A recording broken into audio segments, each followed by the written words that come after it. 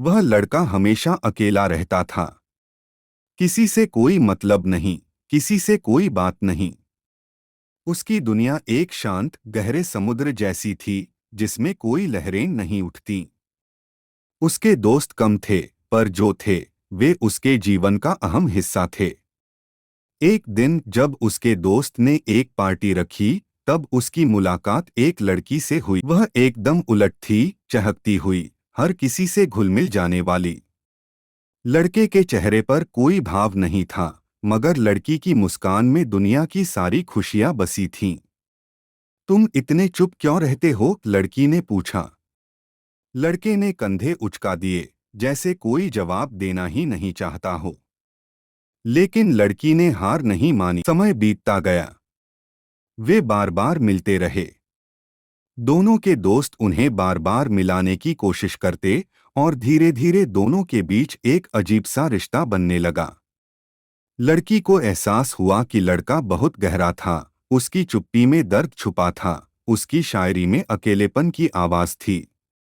तुम मुझे खुश करने की कोशिश क्यों करते हो? लड़की ने एक दिन पूछा। लड़के ने उसकी आंखों में देखा और हल्के से मुस्कुराया, क्योंकि मैं जानता हूं कि सबसे बेकार महसूस करना कैसा होता है।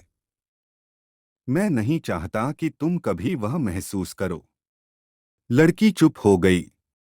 उसे पहली बार महसूस हुआ कि यह लड़का कितना खास था। कुछ सालों तक वे साथ रहे, हर सुख दुख में साथ खड़े रहे। लेकिन फिर सब बदल गया। लड़की को लगने लगा कि लड़का अपनी जिंदगी में आगे नहीं बढ़ रहा। तुम कुछ करते क्यों नहीं? सिर्फ शायरी और उदासी में ही क्यों डूबे रहते हो? उसने गुस्से में कहा। लड़का चुपचाप देखता रहा। वह समझ नहीं पाया कि जो लड़की कभी उसकी शायरी पर मरती थी, वही आज उसे ताने मार रही थी। एक दिन लड़की ने फैसला किया कि अब वह इस रिश्ते को आगे नहीं बढ़ा सकती। मैं जा रही हूँ, लड़की ने कहा। लड़का बस उसे देखता रहा। कुछ नहीं कहा। बस इतना महसूस किया कि उसकी दुनिया फिर से अकेली हो गई। अब लड़का सफल हो चुका था। वह एक मशहूर लेखक बन गया था।